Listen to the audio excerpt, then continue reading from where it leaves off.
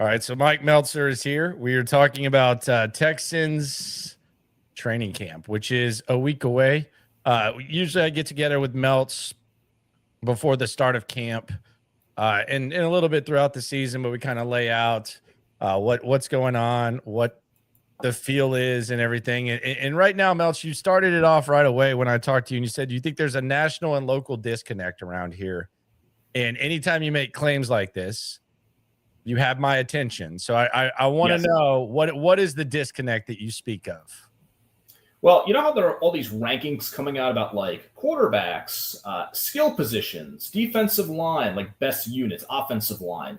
One thing I notice consistently is a lot of the national people are looking at the Texans offseason and they're saying things like whatever they're ranking the offensive lines, like they're either 30th or 31st or 32nd, and they're saying things like, well, they decided to, trade their best pass protector in an attempt to fix their offensive line. And we're not quite sure this is going to work out because we look at the names and is it going to be Cam Robinson at left tackle or is it going to be the rookie Ursary? And so I think they look at the names and look, I'll put it this way. If I was a national pundit, I would largely feel that way as well. So I don't think this is just a situation where we have more information locally, even though we do, and we understand some of the reasons for their changes. I think there's understandable skepticism nationally on the offensive line. Yeah, I understand the skepticism. I don't think this is like some sort of one of those like, well, the national people just don't know about the Texans or anything like that. I will say the one thing that I do hear that I kind of roll my eyes at and I kind of scoff at is, well, they got rid of 3 starters from their offensive line. And it's like, well, I mean, if Shaq Mason and Kenyon Green were going to start at the start of next year, then you can just fire everybody. Like, honestly, like I did not – I thought it was kind of a disgrace that Shaq Mason started the last game of the year against Kansas City and they put him back in the lineup. But, like, if those 3 were going to start, then I think there would have been a problem and there would have been a little bit of an uproar. But I can understand why the national media would think that, and I don't know that I really have much pushback. Like the only reason for optimism on the offensive line for me, and Mike Meltser joining us for the countdown till camp. We're a week away till the players report. But the reason for optimism is something different. I don't know that there's any like tangible guy that you can point to and say this guy's going to play good or anything like that. Yeah, I think the reason for optimism, and this is where there's probably that national-local disconnect, is locals will tell you, well, the offensive line really can't get a whole lot worse. And while I get scared to say that phrase in sports, I think that in this case, it's pretty applicable. Like, things were not very good last season, and clearly from a front office and coaching standpoint, it wasn't just the production. They were not happy with the room. And I think you can go back 2 years and make the argument that, well, they had all these high price guys in, but the weirdest thing of CJ Stroud's tenure in Houston 2 years in is some of the times where the offensive line has played best in 2023 is those random games where, Laramie Tunsil was out and this guy was out and that guy was out. And it felt like you were basically putting together an offensive line full of, spare parts you found in the garage. That's actually when they seem to be operating at their best in 2023. So to lay out the case, I think it would be a lot of that. Plus, along with new offensive coordinator, new offensive line coach. But it's largely this idea that the whole can be greater than the sum of the parts. Let's take a look at what happened in CJ's rookie season. Can we replicate more of that? And actually, I don't think it's a crazy argument, even though you're losing the pure talent and the pass protection that Laramie Tunsil gave you at left tackle. Yeah, I don't think it's pure talent. I also think it's kind of what D'Amico Ryans preaches, which is iron sharpens iron. Like, and I think on the offensive line, do you hear any offensive linemen speak? You see some of the good offensive linemen, they're kind of cohesive. Like they're synchronized. They're moving the same way. It's not, they're not like Laramie Tunsil is able to move the way Laramie Tunsil moves. But if 4 other guys are moving like Laramie Tunsil, you're not going to have a good offensive line because not everyone's blessed with that talent. Like that's just the bottom line. Like not everybody on the Philadelphia 76ers, it's not necessarily all Tunsil's fault. Like Laramie Tunsil he's blessed enough talent-wise to be able to do what he's been able to do. But like, go back.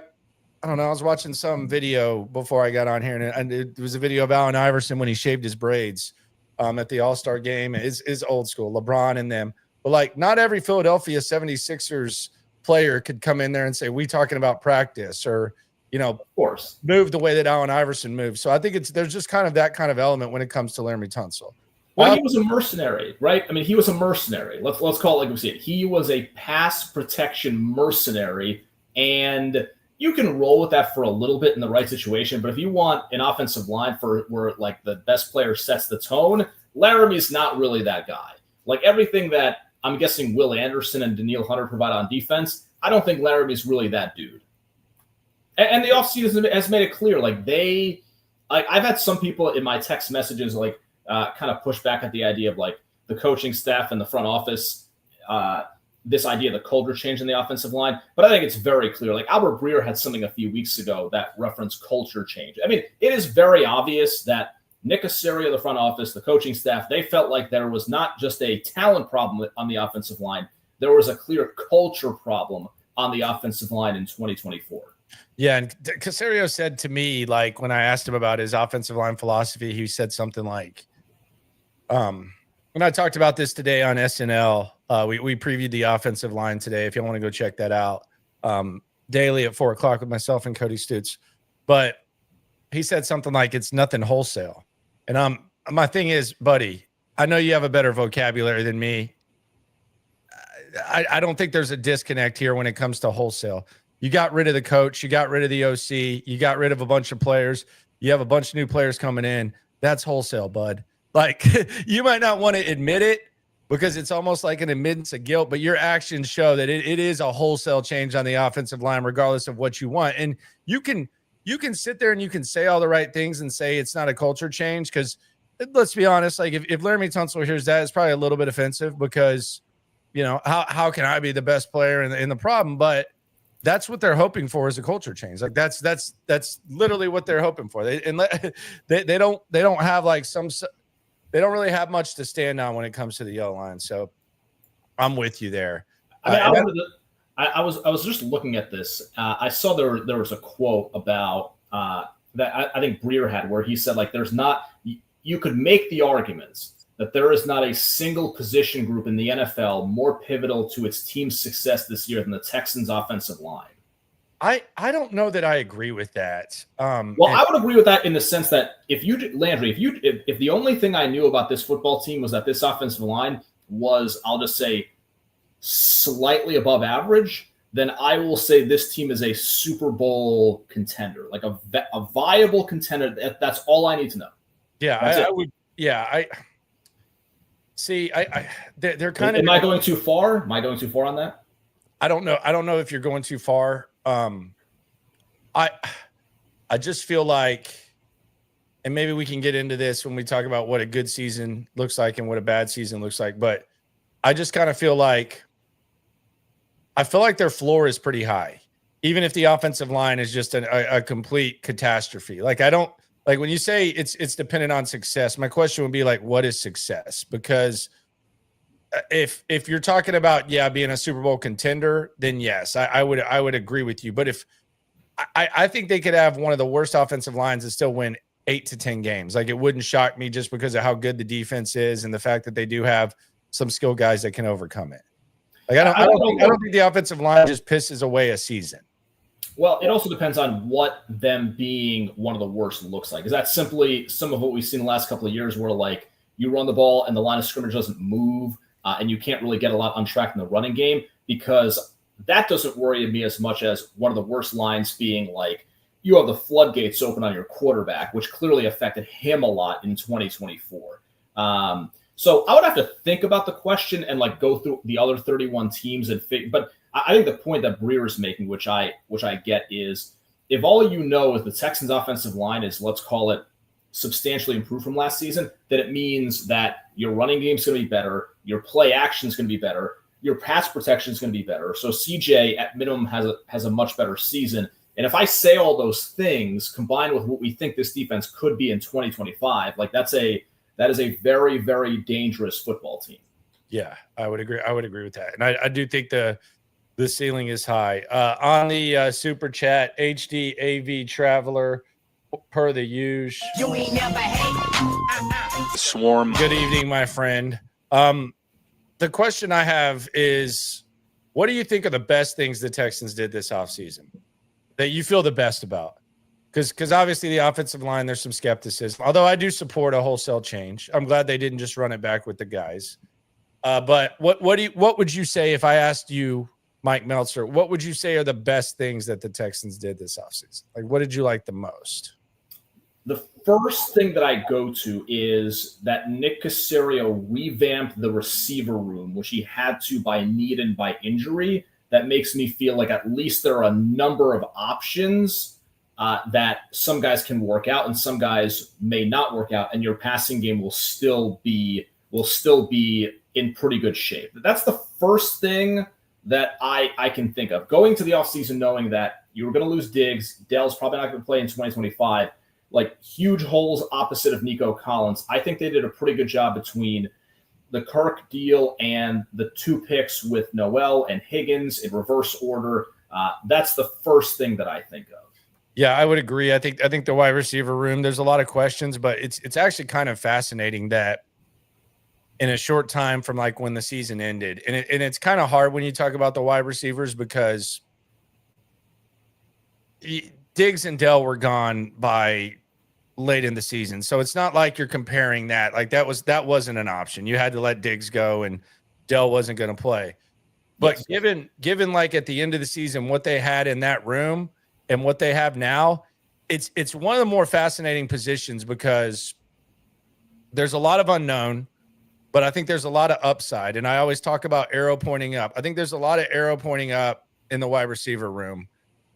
Even like a guy like Christian Kirk, like having a good year, it would not shock you.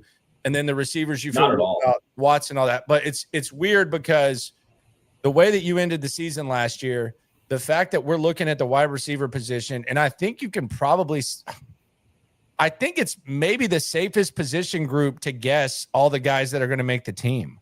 Like 6, like you can pretty much say what 6 guys are going to make the team, I think. I think especially when you draft 2 guys in the second round and you have Nico Collins and then you bring in Kirk with the contract, like that's automatically 4, and then you got to pick 2 more. And then Watson and Hutchinson, I would say, but yes, with guys like Mechie, Berrios right on the cut line. Yeah, I would say Mechie's way on the outside, but way on the outside. Yeah, I don't see Mechie on this team, but that would shock me. Going back to the question, I'm trying to think of other things that stand out because it was a much quieter off season than what we've been used to.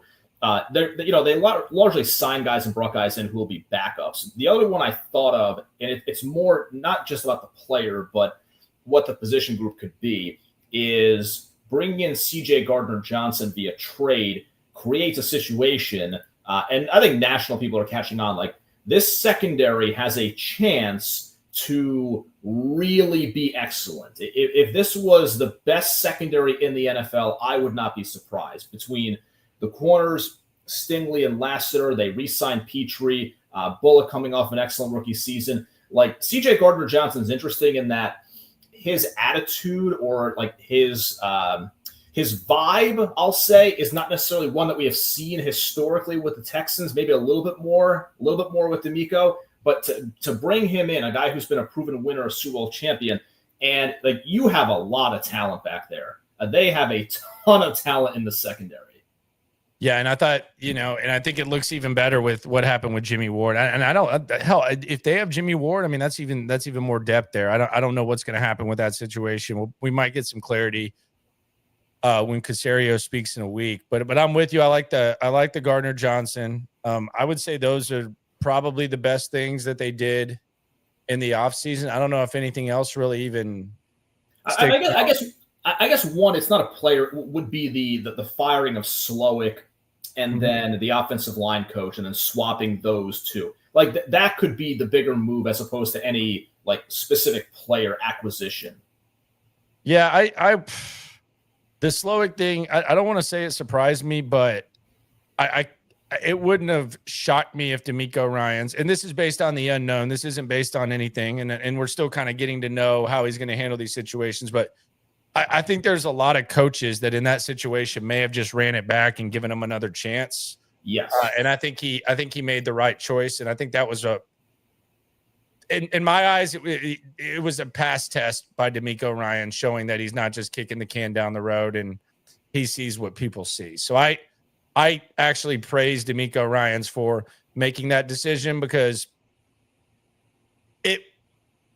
I almost feel like half the coaches in the league in that situation might have kept running with Bobby and seeing if they could have figured something out. And I don't think it was all Bobby Slowick. He didn't help the situation at all, and he was a little bit in over his head. I think you said it correctly. Half the coaches probably would have gone the other way. It was really a 50-50 decision, because you think about bringing in someone that young when you, being D'Amico Ryans, come in as the head coach the year before. You have a rock star at quarterback early on, wins Rookie of the Year, offensive coordinator is getting, interviewed by other teams. There are a lot of coaches who would say, all right, well, he's still young. We had a rough season. Like 2023 is more what it's going to be like. When you make that decision to fire the OC and the offensive line coach, I think a lot of us were like, oh, like that's like pretty cutthroat for what this organization has been historically, to do something like that at this stage. Yeah, and I also think there was probably a little bit of, and he'll never admit this, and I don't think I've really looked at it from this perspective. I've looked at it from the perspective of, I think the dynamic between Cacerio and D'Amico, I think the ultimate peak of compromise, I think the Will Anderson trade and CJ Stroud thing was probably somewhat of a compromise, where they probably liked both players. But I mean, they had extra chips. So if they're throwing them out at the casino, then that's fine. But I think the fact that Cacerio let D'Amico pick the offensive system, and I remember him even saying something like, oh yeah, I'm kind of new to this. I'm kind of learning about it. And this is a guy who was a big resource for the New England system for all those years. And on the headset, we talked about wide receiver coach, that kind of his specialty. He kind of took a step back. And I got to think that he was, I don't want to say he was nudging, but I got to say he was probably pretty anxious to get rid of Bobby Slowick and get back to his more familiar ground, which I think that's what this offense is going to be, and it's kind of his guy. I was kind of expecting you to say something like, no one's going to say this, and he's not going to say it, no one's going to indicate this, but CJ behind the scenes made it known that he wouldn't mind a OC change. Look, there's a lot of signs that point to that. And I think it was okay. I think there's a lot of signs that point to that. There's a lot of, like, if you follow the crumbs, and you know how it is when you're covering the team and you're in the locker room, and you and I always like to play, like, we talk about shit that people in here probably don't even care about, but like, you're trading your media trading cards and all that. Like, but I would say, like, based on my clues, I would say CJ had a nice little nudge. And then the offensive lineman had a nice little nudge when it came to getting rid of Bobby. So I don't think he was too heartbroken by it. Yeah. Okay. I would feel pretty safe in saying such a thing. The CJ thing would not surprise me. With the offensive line, I guess it's more the performance of the offensive line. It's not. I don't think anyone on the offensive line has the juice to, like, hey, we got to get rid of the offensive coordinator. Like, who are you? Yeah, and I mean, it's probably you got to point to someone if you're playing like that offensive line. So why not Bobby Slowick? So what are the worst things that the Texans did in the offseason? What do you not like that the Texans did? You said that you liked the O-line, you said you liked the Gardner Johnson, and you liked the decision by Nick and D'Amico to fire Bobby. So a couple of things come to mind. So I think about the things that they didn't do. So I think they were going to draft Donovan Jackson if he had fallen one more spot in the first round to 25. And my second guess would be, do you move up the board as opposed to trading down? And do you end up with Jackson on the offensive line? I mean, that was really it. Gray Zabel went 18. I don't know how interested they were in him. that would be the one that's more of a second guess for me, because I just look at this offensive line, and what's I think scary among other things is like, okay, we know left tackle is going to be pretty questionable either way, veteran or rookie. Left guard, is it Titus Howard? Is it Laken Tomlinson? They trade for Ed Ingram, who was bad in Minnesota, which scares me. So I don't know if it was the worst thing. It's more the biggest second guess I have is, should they have moved up the board 1 or 2 spots and drafted somebody that I think would have been probably Landry, a plug-and-play guy at one of the guard positions. I know Tyler Booker's someone they probably really like. He obviously went 12th. So that's my guess. I didn't like getting rid of John Weeks. I'm pretty biased about that. I also, and this is totally random, I was not big on the couple of random things. The Graham Mertz pick, maybe I'll end up being wrong. Hopefully I will end up being wrong. He was awful in college, just horrific at Wisconsin and Florida. He sucked. He was terrible. I have people arguing with me on Twitter about this. I'm like, dude, like, what are y'all? Why just because he puts on a Texans uniform? Yeah, it's like, listen, if you're a Texans fan, like that's fine. But if you're going online to like seek out opinions about the picks, like you're going to get some negative feedback once in a while. I also thought the trade up for Woody Marks, as usual, Cacerio's like paying 150 cents on the dollar in his trade ups. So I'm fine with the player. I think he's a very interesting player, and that could be useful. But God, the trade compensation, it's a lot with this guy. It's a lot with this GM. The contracts are just crazy to me. Like, I don't know. Like, is there just no negotiation? Is there no starting point? Like, does he not work his way down? I just don't. I don't. It's crazy the way that he negotiates contracts. And I saw the Texans cap finally came around on this, because I've been making fun of him for like a week for like praising, like he was praising him for the Stingley negotiation. And it was like, how are you going to praise someone for going over the average annual per year by $5 million? And I guess Sauce Gardner got 0.1, I don't know, like Landry. More. It was like, what are we doing here? And we could have negotiated these contracts. We could have negotiated the Stingley extension on the team side, and we could have negotiated the Sauce Gardner contract on the player side following the Stingley extension. Yeah, like I think Sauce Gardner, if he is a good guy, and I've heard nothing but good things, he needs to send Cacerio a thank you note. Because I don't think he gets as much money if Cacerio doesn't hop it by $5 million. So look, and this is the other thing. What's your favorite quote from Jeff Van Gundy when it comes to Cacerio? Because like right now, there's still a little bit of a honeymoon phase where it's like you're comparing what he inherited, which, by the way, most general managers would love to inherit. I'm not trying to make this a Cacerio thing, but if you get to inherit a patient front office, a quarterback that you're going to get 3 first-round picks and more for, and you're able to clean the salary cap, and you're able to function for 2 years without any expectations. Like, most general managers would take that. Like, that would be ideal, as opposed to, like, I don't know, like if Chris Ballard gets fired and all of a sudden they're like, all right, make it work with this roster. Like, it's not. It was bad, but from a perspective of having the patience, that's fine. But your quote about the Jeff Van Gundy quote that I always use: don't ignore in victory what you wouldn't otherwise ignore in defeat. Yes. You can't function like Nick Cacerio functions right now once Will Anderson and CJ Stroud are getting paid.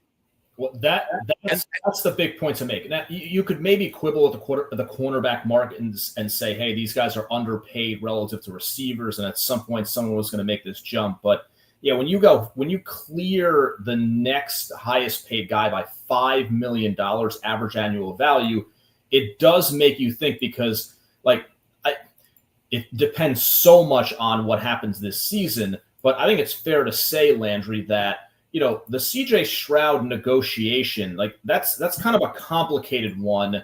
Again, depends so much on how he does this year, because how much is he going to want? And the quarterback market, like, we know who's the top guy in Prescott, who's obviously not known as the best quarterback in the league. And then it's like you've got Burrow, Allen, Jordan Love, Lawrence at $55 million a year. Like, I think the Will Anderson one, like, he probably has a really good case to be I don't know, the highest paid defensive player in football, one of the top 3, top 5, like somewhere in that range. But the Stroud thing is a more complicated negotiation, and I don't think he can handle that one like he did Derek Stingley. Well, the other one is like you get Danielle Hunter got an extension. So like a good contract for Danielle Hunter, you add another year to it. And now all of a sudden Will Anderson's going to be able to look at that. And that's kind of his starting point too. And I think it's like top 3, top 4. So we'll just see what it looks like. I just think it's interesting the way he does it. And it's also getting very scrutinized like around the league from the second round crap that's going on right now. The random ass Dameon Pierce bonus, the random ass Jalen Petrie bonus, like the way that Nick Cacerio does stuff, like in the nerdy ass NFL circles, like it's not something that is going to be talked about nationally, but like in the nerd circles that you and I run in, where like I watch Check the Mic now with Steve and Sam, used to be at PFF, like they're fascinated by Nick Cacerio does contracts, and I'm just like, what is going on? Like $5 million? We're going $5 million over the annual value, and then Petrie, like that was a good season, but I mean, got hurt. It feels like Titus Howard, and I don't think Titus Howard ever made like that type of impact. He had a few solid, stretches at tackle, but I mean, can we maybe see him do it one more time? Because I don't see any scenario where like Jalen Petrie's going to be, and he's kind of considered a linebacker, but he's going to be one of the best nickel corners in the game, and play his way into much more. It just kind of seems like it's a little bit of a weird. Here's my concern overall. I don't think it's controversial, Landry, to say if you as an NFL team are paying market rates for all of your best players, then it's going to be really hard to win the Super Bowl, because you kind of need to get some edges over the other teams to be a team that goes deep in the playoffs. Like you're paying guys way less than they should, or you have certain advantages. Like the Eagles have a number of advantages. One of them is they pay guys early, and the Cowboys keep paying guys late. And I think that reflects the difference in the division. But in a salary cap league, the way I look at it, NBA, NFL, every asset in a way is kind of priceless, whether it's a penny or a dollar of salary cap space, whether it's a draft pick, like whatever assets you have, when you give them up, you can't really replace them like cash. And so everything that you do, every little thing matters, because you can't pay everybody what they're worth. Otherwise, you're never going to win at the highest level. And that's the stage this team is in. They're trying to win at the highest level. Yeah, Rolo asked a good question. When were those stretches at tackle? Yeah, I was being a little generous. I was just saying it was okay, but yeah. Well, no, he was good at left tackle. What was it, in 2022? Am I going back that far? But there was the one stretch where he played well isolated at left tackle. He played okay, but he wasn't a top 5 right tackle. That was kind of weird, and I didn't see that going anywhere else. We'll get more into the preview in a sec, but first I got to shout out my guy Reed and Bobby out there at Bobtac. They do their thing. They've been doing their thing for 45 years in the industry, locally owned and operated. They've been serving Houston and beyond, nationwide shipping. You can text that number right now. If you need spill control products, trucking, maritime supply, gloves, FR coveralls, protective clothing, all that, anything trucking, anything on the maritime, they got you covered. And they're gonna pay attention to you, and they're gonna deliver for free. You can text the number. You can call the number 409-744-8225. You can go to bobtac.com. They got you covered, locally owned and operated. Shout out to them. Go local. A lot of products on there as well, no matter what you do with your business. If you need some supplies, gloves, all that type of stuff, they got you covered. And they will be glad to come to your job site as soon as probably tomorrow. Don't want to put them on the spot, but probably tomorrow. So call 409-744-8225 or visit bobtac.com. So I wanted to ask you about the guys that you have on the edge heading into training camp before we get into like the bigger like season perspective type of questions. But are there any guys that you're looking at that you think, Man, this guy might not make the team. Anyone surprising? Mechie's obviously the first guy that comes up. Sure. And I could see a team trading for John Mechie. Like something like maybe if you can find the tight end equivalent on another team of John Mechie or something like that, or the guard equivalent or something. Maybe there could be like some sort of swap. But who are some guys that you're looking at? So I'm looking at the depth chart right now as we speak. I wonder how many tight ends they could keep, because kind of random, the guy they picked in the 7th round from Iowa, that dude is a good player, Luke Lachey. I watch a lot of Big Ten football. That dude's good. And, I know it's going to be prohibitive. Like, I need to look at the Dalton Schultz thing, but like they're a little underwater on that contract. Are they going to keep 4 tight ends? That was a trouble spot this past season. Dameon Pierce, I think, obviously is one that stands out between like what exactly is Nick Chubb at this stage of his career. They obviously have the investment. Like Woody Marks is making the team by virtue of being a 4th round pick. So Mixon, Marks, I'm not sure about, Chubb, Pierce. Is that 2 guys for 1 spot? Can they carry 4?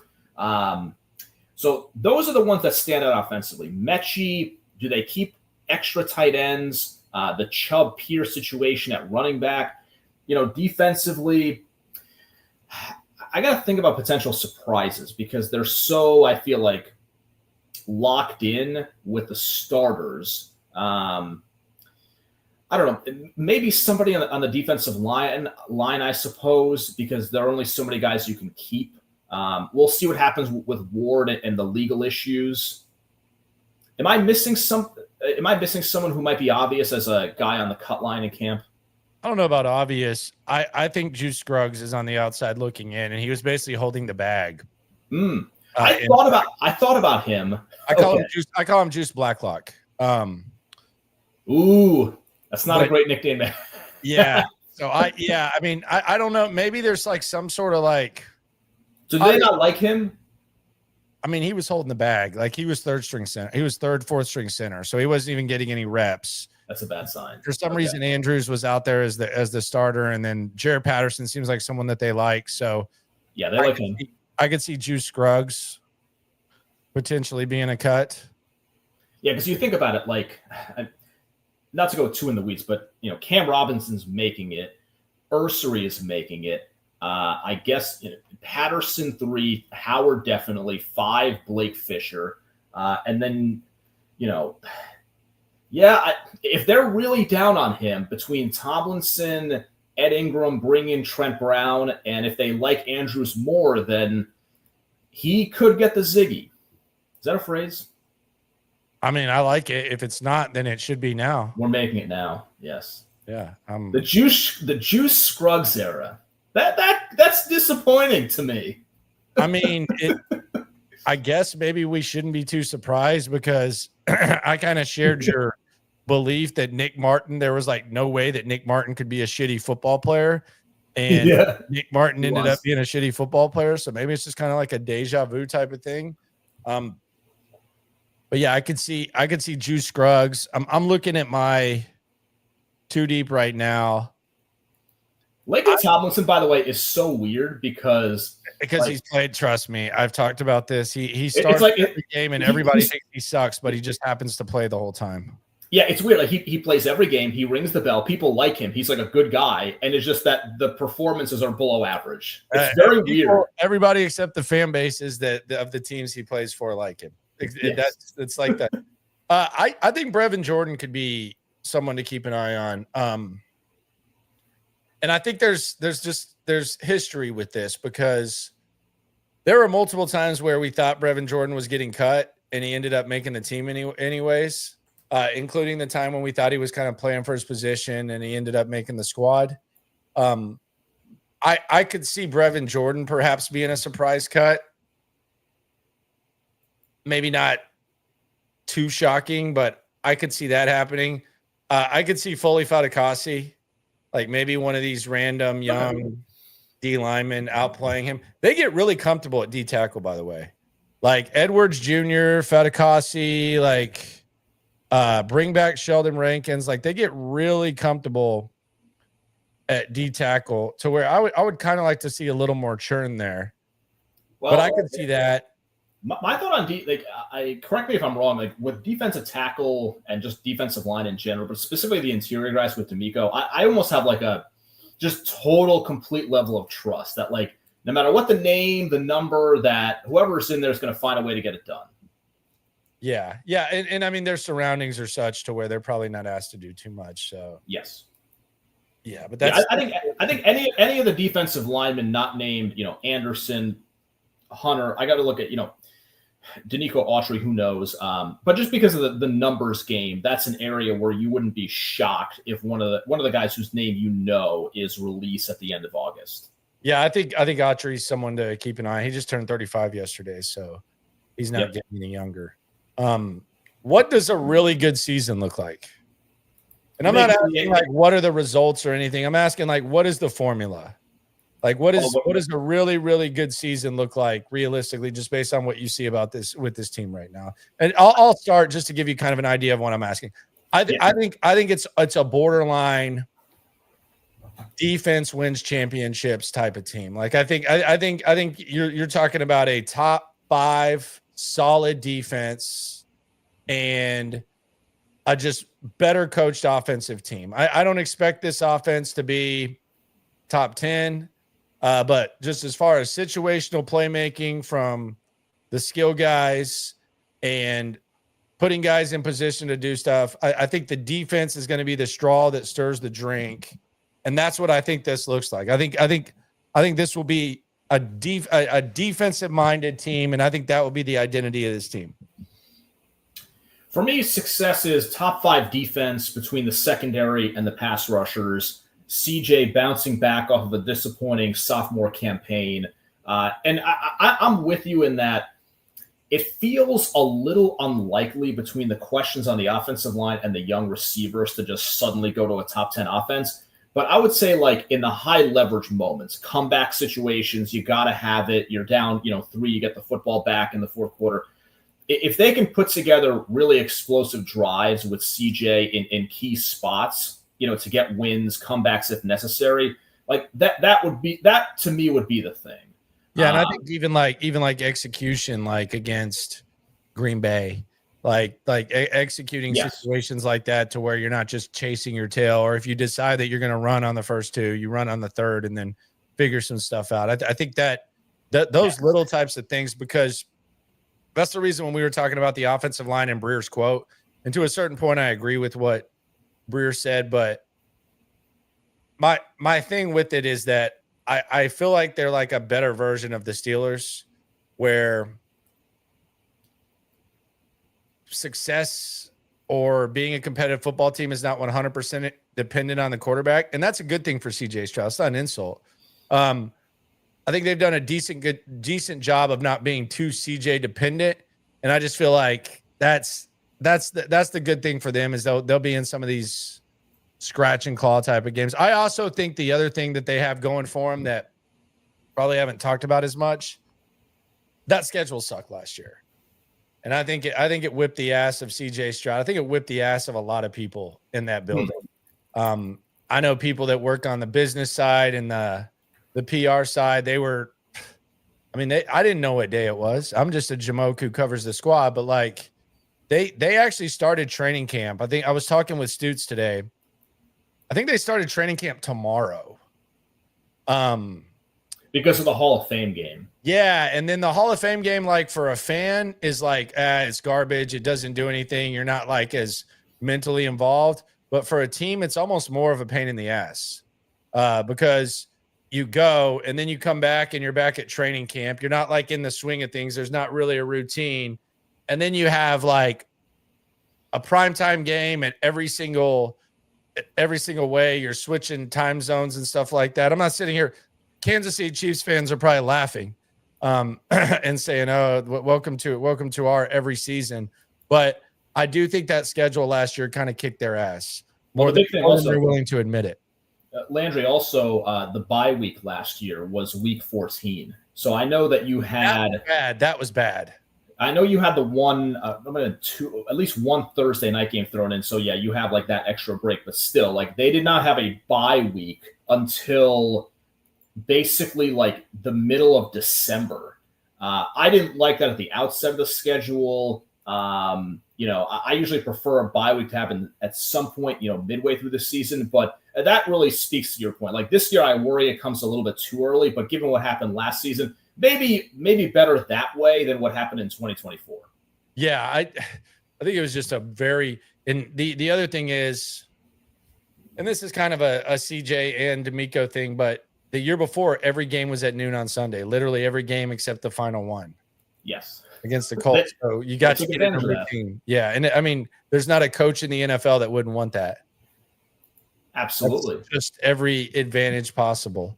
It's the benefit of being a bad team. You're always starting at noon on Sundays. So what does a really bad season look like? And how bad can it be? Because I don't think it can get like god awful. Like I don't think there's any scenario where this team's drafted in the top 5. Yeah, one would hope. I think a bad season would be offensive line gets no better. CJ does not have much of an improvement from 2024, and the offense looks like it's stuck in mud for a while, and then you're kind of left almost holding the bag at the end of the season, being like, okay, well, what exactly do we have at quarterback? Like we still believe in the guy, but there'll be more, Peter Bukowski's of the world being like, Stroud's overrated. He's not that good. Good season, bad season for most of these teams, it comes down to the quarterback position. If CJ had some fantastic season and God forbid they suffered a big upset in the postseason, like that would suck. But for the long term would be fine. A bad season would be something where like it just looks a lot more like 2024, and you're like, okay, is CJ Stroud somebody who had a great rookie season, but maybe doesn't approach that again for whatever reason? Yeah, that's my question. And I have like a list of questions for Cacerio. I'm probably not going to get them all in at the presser, but the one that I probably won't get in is that, at the beginning of this whole thing, he talked process over results, and I actually supported it. I understood what he meant, but does that still exist now? Like, where are we at with that? And what it's obviously fluid. That's his favorite word. But like, do we get to a point where, and it might not mean shit because it's just me talking behind a mic and stuff, but like, do you get to a point where a division title and then a divisional round appearance is like disappointing? Like where do you, at what point do you get to that, because this year, Landry, if it's not, and the Chiefs game is weird because it's got to be the way it looks does matter. I'm with you. Like the way that it looks does matter, and what you accomplish long term does matter. It's not as simple because people say go to the AFC Championship game, and I'm like, I mean, like if they lose a shootout game on the road or something like that, like I'm not gonna sit here and like say like let me put the best way I put it, Meltser, and I'm not trying to cut you off, is if when they're facing the Colts in 2023 on the previously mentioned game that was flexed, the winner go home game, if they're facing the Colts in that situation and Goodson or whatever the hell his name was doesn't drop the ball and they score a touchdown, I don't think I like really feel that much worse about where the Texans are. I know they ended up going and winning the playoff game, and that was cool, but I don't sit there and say, man, this team really fell off, and I feel way worse about them because they didn't get in the playoffs. You know what I mean? Good perspective. Looking at well, almost going to say the American League, looking at the AFC, the conventional wisdom nationally is going to be you have 3 teams at the top: Kansas City, Baltimore, Buffalo. And I think at the end of the season, come hell or high water, everybody else is fighting to get in that group. And not many people nationally or even maybe locally are going to feel the Texans, until proven otherwise, are in that group. Yes, they beat Buffalo. They competed with Kansas City. They've gotten their doors blown off a couple times by Baltimore. That's been a bad matchup for them. But feeling like at the end of the season that you're truly contending with those teams. So to your point, like if you are on the road or even at home against one of those teams in the second round and you lose a classic and it's a high-scoring affair and CJ has a bounce-back season, like I can live with that at the end of the day. I can live with that. But right now, like I am a stickler as a sports fan, and when it comes to like who is a true Super Bowl or whatever championship contender. Even teams that make it to a conference championship sometimes aren't truly contenders. But I want this team to be a true Super Bowl contender. I do think they have the talent and the ingredients to do that. And it's been a long time since I've been able to say that.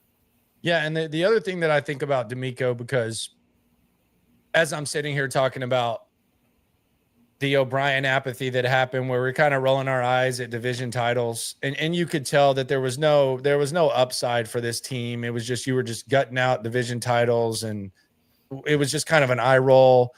The one thing I will say that separates DeMeco from Bill O'Brien, if, like, let's say they do the same or less than they did last year, this year, is his teams never really no-showed in the wild card round. Like, they were clearly ready to play, like at a crazy. I mean, they forced Justin Herbert to throw 4 interceptions when he'd thrown 3 all season, and they beat the shit out of a Browns team that had beat the shit out of them a few weeks before. And a lot of people were saying this is the team you don't want to play. And even the Baltimore game, I just think Baltimore outclassed them, and they were better. They were better. And they hung in the first half, and they did their thing. And in Kansas City, I mean, they hung in there as long as they could too. So I do think that's kind of what separates, like, as we go back and you start saying, well, division title, same old thing. It does seem like on the big stage, DeMeco does have his guys ready to go. Totally agree. The way that you think about it, like the way they won those 2 playoff games, they dominate Cleveland. Against the Chargers, it's a lousy start, but they dominate the second half. And you're beating, like, legitimate competition. You're beating Justin Herbert. You're beating a team that's coached by Jim Harbaugh. That's a legit thing in the postseason. I don't know that Bill O'Brien's teams would have been similar. It felt like you're squeezing and gutting it out. And yes, maybe if you ran into Connor Cook at quarterback, you'd be able to win that game, but not against, like, serious. The other guy, McLaren or whatever. Yeah, like, this team competed, I guess, to be 2 quarters against Baltimore a year ago, 3 quarters against Kansas City this year. So we got 1 more quarter to go, Landry. They got 1 more quarter to go. Just 1 more. You ain't never hate. Swarm. 320 says, maybe just me, but AFC South champs are starting to feel like participation trophies. Yeah, I mean, I don't have any problem with raising up the standard. I don't think you should compare yourself to what you were, in the Coley and Lovie Smith era. I do go back to what we said about the Bobby Slowick thing. I think that kind of shows that DeMeco Ryans isn't satisfied with it either. So he's kind of trying to, him and Cacerio are kind of trying to increase the ceiling, if you will. So yeah, I'm with you, but I think this team is good enough right now and talented enough to where they could play very poor based on their standards, and they're still not going to be just a god-awful team. Yeah, I mean, the division, like, we'll see what Tennessee is. I actually think Cam Ward might be decent. Jacksonville, to me, is a real wild card. How good is Liam Cohen? There are a lot of unknowns there. The coach, the quarterback, Travis Hunter, what he's able to do both ways. The Colts have an uncertain quarterback situation. So the AFC South, I think, from a gambling standpoint, would be one of those divisions where you're like, hey, if I put a roulette chip on a team to do something surprising and win a division, the AFC South is a good place to look. But the Texans just feel, when you break it down, just like a much more stable situation than any of those 3. Yeah, and I'm still a Steichen guy. I just think he's in no man's land at quarterback. And yes, that's kind of, I still think he's a good coach, but he's just kind of found himself in no man's land. It's kind of a bleep show in Indianapolis, let's just be honest. But I like him too. I'm very intrigued by Liam Cohen. I could see Liam Cohen being one of the most impactful additions. Like, the more that you hear about him, I've read some stuff. You go back and, like, look at his past. That's the guy that I think, okay, I don't think Cam Ward's going to be awesome. We'll see. I'm intrigued. I mean, it's obviously the right decision for them to make the pick. I don't know that they have the right coach, but I could easily see, and this is the example I always use. I think there's natural apathy with Trevor Lawrence, rightfully so.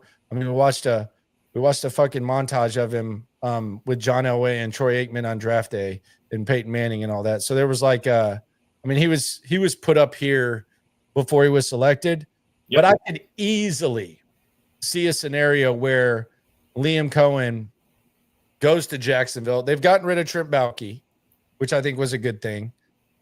But I could see him going there and turning Trevor Lawrence into like a Jared Goff type of revival situation. I could very easily imagine that type of scenario.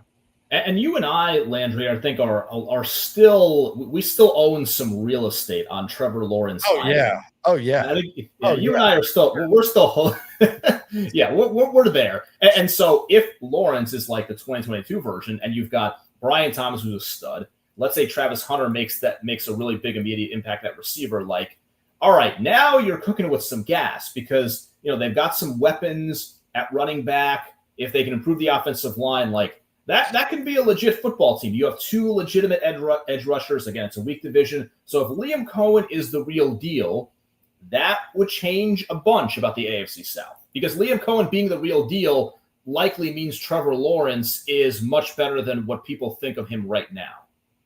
Yeah, and you've seen, the division's been really bad with D'Amico. I'm not trying to take away anything from winning it, but I mean, you ran the table in the division and then or didn't run the table, but you've done really well in the division. You only have a couple of losses in the division. So if it gets a little bit better, then there's that too. So yeah, I'm with you on the Jags.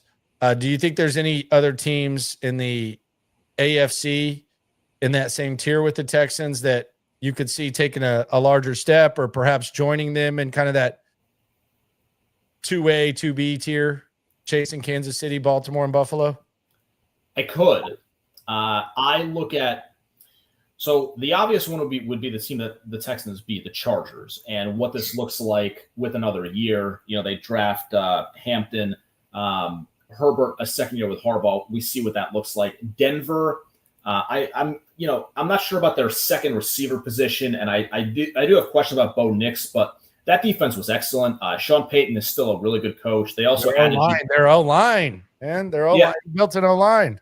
Also, I like Barron from Texas, who I felt like as an outsider, I thought he was like the heart and soul of that football team. I think he's a winning football player. That was kind of be in the draft. That was a luxury pick for them, actually. Like they had other needs, so that defense can be very, very good. I guess the other team that you obviously look at, it's almost cheating, would be Cincinnati. And can they get off to a better start, unlike the last two Septembers? But they have one of the two or three best quarterbacks in the league. So you have the receivers that are back. If they could be more like the October to end of December Bengals, then I think that's an obvious they team. Got Hendrickson and Stewart, though, having like a... Yeah, that's the problem. Yeah, and I didn't like the Shamar Stewart pick to begin with, but like since he is the pick, you should probably sign your first-round pick, especially when you need to improve your defense. And they got to get the Hendrickson thing figured out. But those are the teams that I laughed because of one of the comments. One of the comments is this what distracts you from the show? Yes. Is this that distracted me for a slight moment? Distracts you from the show? Mike Ralston says, "Did you hear that Debbie the Texan is retiring her boots after the season?" I did hear that. I enjoy Debbie. She's fun. So those are the teams: the Chargers, the Broncos, and what are your thoughts on the what? Because I asked, I was confused. So her name's still Debbie. She's still a Texans fan. I guess she's just not going to every game. I don't know if she wants like a farewell tour or what. I have no idea. I don't know if she asked for a farewell tour. I think she's just, letting the community know. You announce your retirement from going to football games, not all football games. You want something.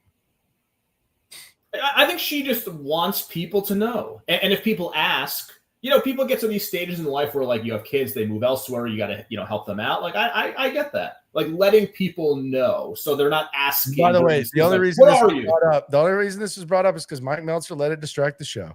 Mike Meltser getting lost in the comments. I did get back to the topic, which is the Chargers, the Broncos, the Bengals are the ones that stand out. I know some people might say Pittsburgh, who I still think has a limited ceiling. Pittsburgh's interesting more so than I think. Much better. They're extremely better than that. So yeah. Yes. Don't know. don't really understand the whole Pittsburgh thing, but hey, kind of is what it is there. But we got camp next week. Do you miss covering training camps? Did you like that jam or not? Or I did. I admit, like, not like every single day sweating out there, but I did enjoy it. I enjoy certain parts, especially like seeing who comes out the different days. The day that Sirius XM sends people, the day that like Jay Glazer's there. Just like to see people like popping in and out on various days. There are certain drills that I particularly enjoy. Like I do enjoy when they do the inter-team stuff, like with other teams, I should say. And there's certain little things like the end zone drills where there's like a true 12 on 12, 11 on 11. I don't know why I said 12 on 12. But some of those drills I miss, or even like the whole, like you just have the quarterback throwing and then receiver against cornerback, and that's it. And it's like mano-y-mano, one-on-one. I like some of those little things. Is what I miss. I enjoy everything about it. I like the position battles. I like the fact that a lot of people aren't paying attention, so you kind of have an upper hand in gathering information about the team. I like the pressers after. I like the position battles. I like all of it. Do you like the I cut you off. Do you enjoy like 2 weeks in the every year, like we're tired of hitting our own teammates? I love that. Hey guys, right before the first preseason game, how nice is going to get to be to hit someone else? Every year. How nice is going to get to be? Y'all probably tired of hitting each other. How nice is going to be to hit somebody else? What was the most overrated thing that you were going to say? I cut you off. The most overrated thing is no, it's not overrated. I just think it's the most moronic thing. I don't want to get in trouble. Like okay. I think it's dumb. It's dumb. Like I don't think I'm gonna get in trouble on this. By the way, we'll be out there. I think it's dumb that whenever there's open practices, they still have the media not allowed to record practice. I'm not really like a practice recorder. Sure. But I think it's weird that they tell the media during open practices, hey, shooting is down, but everyone in the stands is still recording it that are fans. That doesn't make any sense. Did O'Brien do that too? I forget. He probably did something similar to that. It's weird. Or when in doubt, I'm just going to blame Easterby. Can't go wrong that way. Did you enjoy his podcast interview recently? Pathetic, dude. Ross Tucker really, he lost me on that. So Ross did or Jack did or both? Well, Jack did what Jack does, but Ross just it was a clear favor, and he should know better than to ask just the softball questions that he asked because he already knew the answer to it. So I was very disappointed by Ross, and I did find it interesting that he got Will Anderson a week later. No, I'm just saying. Who's asking for that? Oh no, probably an agent. I don't know, but yeah, I was very disappointed in it. But well, because you do wonder with Easterby, like this was a huge story locally, but in the other markets. But like, Ross knows. Ross is in this market talking crap about it in the morning with Seth and Sean. He is. I was wondering more from a national standpoint. Like nobody cares. Yeah. Do people care nationally about Jack Easterby? No. I don't think so. Yeah, that's what was weird about it. I didn't get it. I didn't know what he was doing. Because when he was here nationally, I think it was like the thought was like, oh, this guy is like weird and like he's doing these bizarre things. But once he's gone and the team becomes better, I think people forget about it. Yeah, it was just terrible. It was hard to get through. Couldn't redo it. But yeah, I was disappointed in Ross with that. Very disappointed. Melts, appreciate you for rolling through. I know you're a busy man. I know you just had a successful surgery. Congratulations, everybody. My eyes, yes. I've never had surgery before. This is my first one. So Mike Meltser is seeing a lot better now, I think. Or I hope. Yes. I'm seeing better, yes. Most importantly, I'm seeing without the benefit of contacts or glasses. I had something called Evo ICL where they implanted a lens into each eye. Now, my question is, though, are you going to still wear glasses to look smart in the courtroom or in the classroom? Because I know you're going to be teaching classes and still fighting cases. So I kind of feel like the glasses make you look smarter at times. No glasses. I might rethink that in a few years. But right now, we're going with nothing. There we go. Mike, appreciate you for coming through. I had a good time. Have a good night. That's the man right there, Mike Meltser. Build training camp preview. How about that? He's got a good sense for sports if you haven't heard. Shout out to Mike. Shout out to everyone in the chat. Appreciate y'all for rolling through. Holy crap, we're a week away from camp. Can hardly wait. Got to get through this dead period. It's driving me crazy. Starting to get that cabin fever. We got a week, though. We got a week. We got some big things popping with the locker room. We got some big things popping with SNL. Shout out to Bob Tech. Be sure to give them a call if you need some safety stuff. Bob Tech right there, 409-744-8225. Like the damn video, please. Reminder, like the damn video. Subscribe, like, right along. And always remember, when it comes to this Texan stuff, we're all in it together. Appreciate y'all for rolling through. Yeah. Yeah. It's the Locker Room on YouTube. You know what it is. Let's get it. Hey. Locker Room. Yeah, we in the locker room. Texas talk. Yeah, you know what we about to do. Localize every angle's what we really do. We the source. We the pulse of the city too.